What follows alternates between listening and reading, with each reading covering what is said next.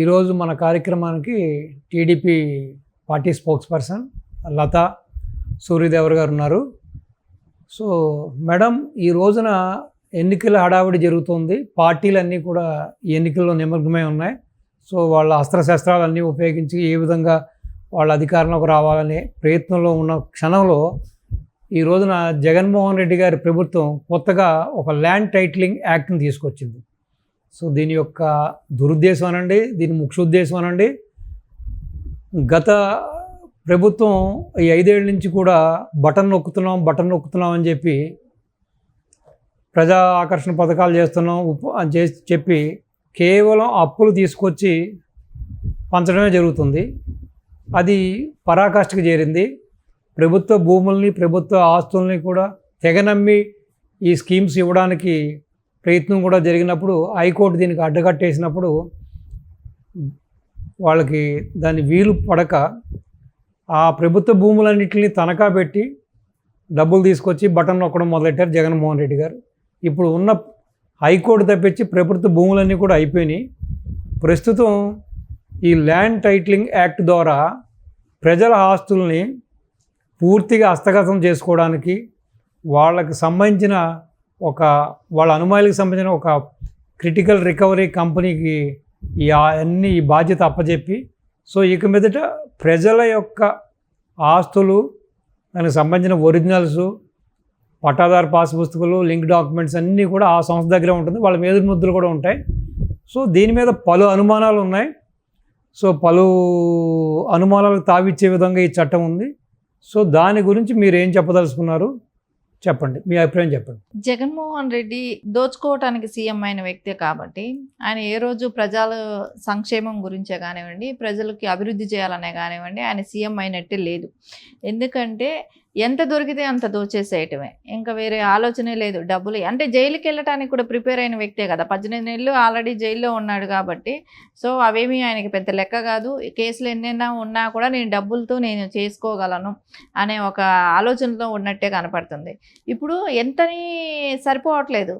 ఆఖరికి ప్రజల మీద ఉన్న ఆస్తులు, భూముల మీద కూడా పడ్డాడంటే మనకు ఆశ్చర్యంగానే ఉంది. అంటే ఇదివరకు ఏమైనా గవర్నమెంట్కి సంబంధించిన ల్యాండ్స్లు కబ్జాలు చేయటము ఇవే చూసాం గతంలో అంతా కూడా. సో ఏదైనా ఉంటే ఒకటి వచ్చి రౌడీజం చేసి ఏదైనా డిస్ప్యూట్లో ఉన్న సైట్లని ఆక్యుపైలు చేసింది చూసాం. కానీ ఇప్పుడు అట్లా కూడా కాదు. వాళ్ళు క్లియర్ టైటిల్ డీడ్ ఉన్నటివే కూడా కానివ్వండి, ఒక రాష్ట్రానికి సీఎంగా ఉన్న వ్యక్తే అలాంటి వాటికి పాల్పడటమే కానివ్వండి. అంటే ఇంకా మీదట సో రిజిస్ట్రేషన్ కూడా, సో ఫింగర్ ప్రింట్స్ కూడా ఆల్రెడీ ప్రజల అందరివి కూడా ఫింగర్ ప్రింట్స్, ఎవరైతే ప్రాపర్టీకి సంబంధించిన వాళ్ళు అందరివి కూడా ఫింగర్ ప్రింట్స్ వాళ్ళ దగ్గర ఉన్నట్టే కానివ్వండి, వాళ్ళు దాన్ని అన్నీ వాళ్ళు సేవ్ చేసుకున్నట్టే అనిపిస్తుంది. ఇప్పుడు మనం ఏదైనా ఒక రిజిస్ట్రేషన్ డాక్యుమెంట్ చూస్తే ఇది వరకు అంటే గతం 1 నెల క్రితం వరకు కూడా సో అది జగన్మోహన్ రెడ్డి ఫోటో అనేది ఆస్తి డాక్యుమెంట్స్ పైన ఆయన ఫొటోస్ అనేది ముద్రించడం జరిగింది.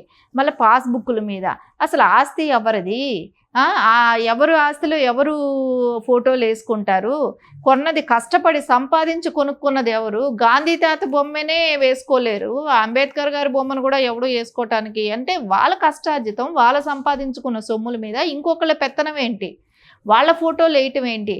5 ఏళ్ళు ఉంటాడు, సీఎం దిగిపోతాడు, సో ఆయన ఫోటోలు అక్కడ ఉంచటం ఏంటి?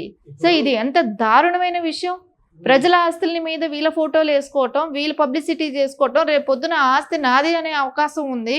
ఇప్పుడు మీ ముత్తాత గారు మీ తాతగారికి ఇచ్చి ఉంటారు, మీ తాతగారు మీ తండ్రి గారికి ఇచ్చి ఉంటారు, మీ తండ్రి గారి ద్వారా మీకు సంక్రమించి ఉంటుంది ఆస్తి.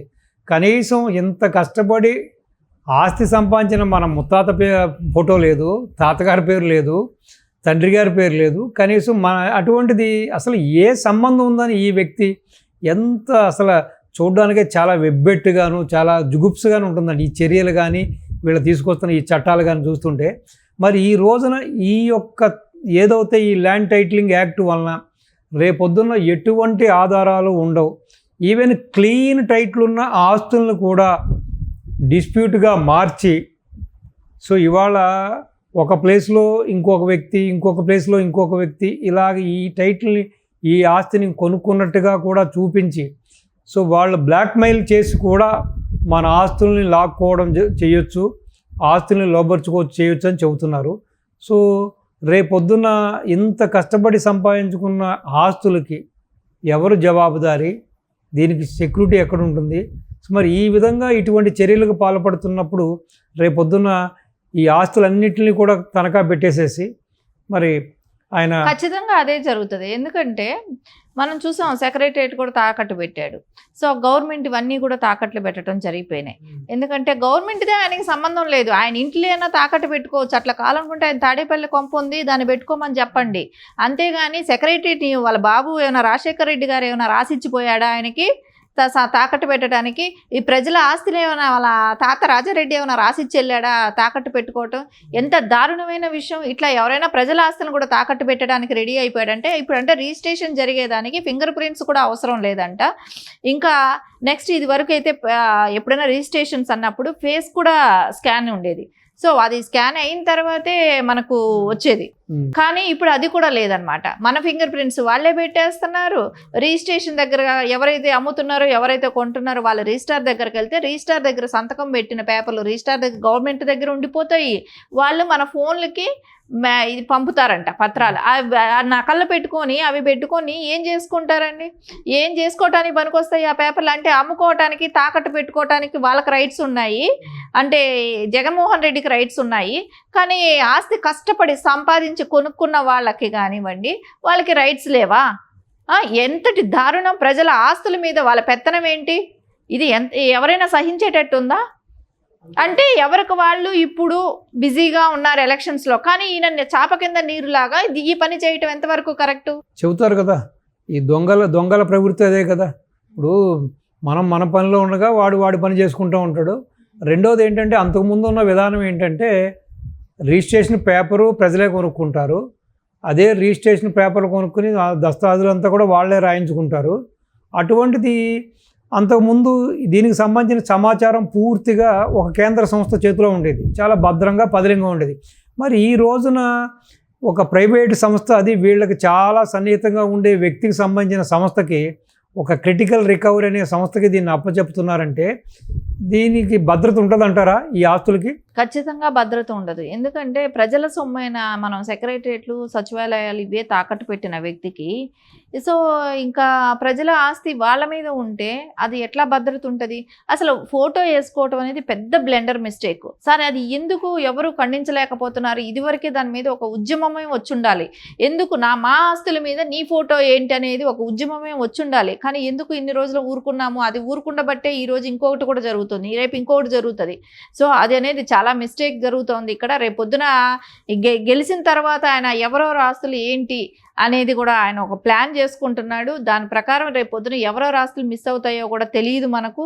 మన ఆస్తులు మన పేరు మీద మనకు ఉన్నాయని మనం అనుకునే లోపలే అవతలాల మీదకు వాళ్ళే మార్చేస్తున్నారు కూడా జరుగుతుంది. దీని అన్నిటికీ కూడా కారణం జగన్మోహన్ రెడ్డి అత్యాశ కానివ్వండి, ఆయన ఇంకా ఎంత సంపాదించాలనుకుంటాడో, ఎంత భూముల్ని ఆయన దాచుకోవాలనుకుంటున్నాడో తెలియట్లేదు. కానీ ఖచ్చితంగా ఇదైతే మటుకు ఖండించాల్సిన అవసరం అయితే ఉంది. దీని మీద ఇలాంటి చర్యలే జరిగితే దీని మీద ఒక పెద్ద ఉద్యమమే స్టార్ట్ అవుతుంది అన్నమాట ఖచ్చితంగా అనిపిస్తుంది.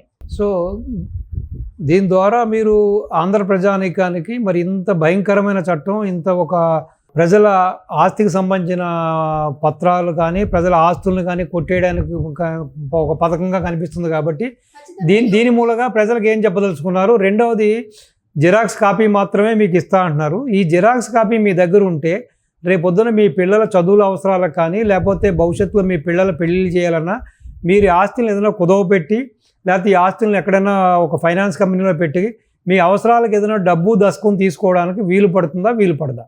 ఖచ్చితంగా లోన్స్ వచ్చే అవకాశాలు అయితే లేవు. నకళ్ళు ఉంటే ఎప్పుడు లోన్స్ అయితే రావు. సో ఒరిజినల్ పేపర్సే అడుగుతారు. ఖచ్చితంగా ఒరిజినల్ పేపర్స్ మన చేతి ఉండవు. కాబట్టి రేపు పొద్దున మన ఆస్తులు ఆయన తాకట్టు పెట్టుకుంటాడు, రేపు పొద్దున ఆయన డబ్బులు తీసుకుంటాడు. మనకు అసలు అవసరం ఉండదు. ఎందుకంటే మన ఫింగర్ ప్రింట్స్తో సహా వాళ్ళు రికార్డ్ చేసి పెట్టుకొని ఉన్నారనేది వాళ్ళే చెప్తున్నారు స్పష్టంగా. సో మన అవసరం కూడా లేదు అన్నట్టే ఉంది అమ్ముకోవటానికి. నాకు తెలిసి గతంలో ఎప్పుడో పాత రిజిస్ట్రేషన్స్ అయిపోయిన వాటికి కూడా ఈసీ దగ్గర ఇప్పుడు మనం కొత్త కొత్తగా పేపర్లు తీసుకోవాలంటే దానిలో కూడా జగన్మోహన్ రెడ్డి గారు ఫోటో వేసి ఆ పేపర్లు ఇస్తున్నారు.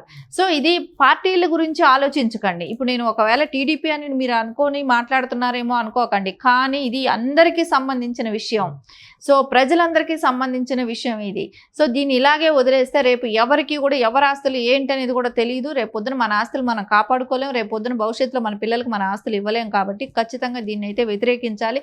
దీన్ని అంటూ ఒక ఉద్యమం లాగా చేయాలనేది మటు ఖచ్చితంగా రేపు పొద్దున ప్రజలందరూ, ఏపీ ప్రజలందరూ కూడా దీన్ని డిమాండ్ చేస్తారు కూడా. చూడండి, సో మీరు చూసుంటారు కొన్ని ఇళ్లల్లో ఇళ్ళ బయట నన్ను చూడు నీకు యోగం వస్తుందని గాడిదను పెట్టుకుంటారు, అడ్డగాడిద బొమ్మ ఉంటుంది.